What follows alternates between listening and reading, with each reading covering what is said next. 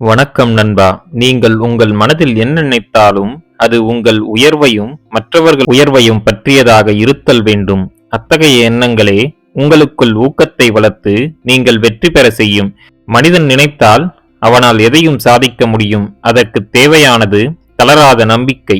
நீ அடைய வேண்டிய பொருளை பற்றி எப்போதும் எண்ணிக்கொண்டே இரு. அதை எண்ணிக்கொண்டு இருக்கும் போதே உன் மனதில் உற்சாகம் பிறக்கும். எப்படியாவது அதை அடைய வேண்டும் என்று எண்ணம் தோன்றும். இத்தகைய உறுதியான ஒரு மனதினை உடையவன் தான் உயர்ந்த இடத்திற்கு செல்வதற்கு தகுதியானவன். நீ பெற்ற இன்பத்தை இவ்வையகமும் பெற வேண்டும் என்ற உயர்ந்த எண்ணத்தோடு வாடப்பழகு. அதுவே உன்னையும் உயர்த்தும், உன்னை சுற்றியுள்ள மனிதர்கள் வாழ்க்கை தரத்தையும் உயர்த்தும்.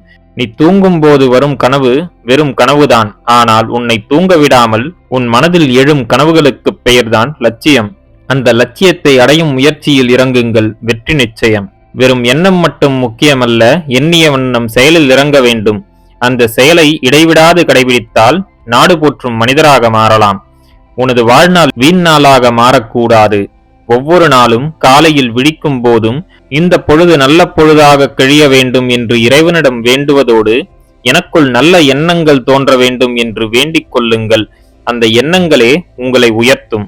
இறைவன் நமது கால்களை நீளமாக படைத்ததற்கு காரணம் நமது நடை வேகமாக இருப்பதற்காகவே. விரைந்து நடக்கும் மனிதர்களே உற்சாகம் மிக்கவர்களாக இருக்கிறார்கள். தங்கள் கண்முன் தோன்றும் விஷயங்களில் விரைந்து செயல்படும் ஆற்றல் மிக்கவர்களாகவும் இருக்கிறார்கள். நல்ல விஷயத்தை யார் கூறினாலும் அதை ஏற்றுக்கொள்ள பழகு. உன்னை விட தாழ்ந்தவர் உனக்கு பயன் தரும் ஒரு நல்ல விஷயத்தை கூறும்போது அதையும் ஏற்றுக்கொள்வதுதான் நல்லது. பணத்தை விட நேரம் மிகவும் முக்கியமானது. பணம் உன்னை விட்டு சென்றால் மீண்டும் அதை உன்னால் சம்பாதித்து விட முடியும். ஆனால் நேரம் உன்னை விட்டு கடந்து சென்றால் அதை மீண்டும் பெறவே முடியாது. இதை உணர்ந்து நேரத்தை சரியாக உபயோகிக்க பழகுங்கள்.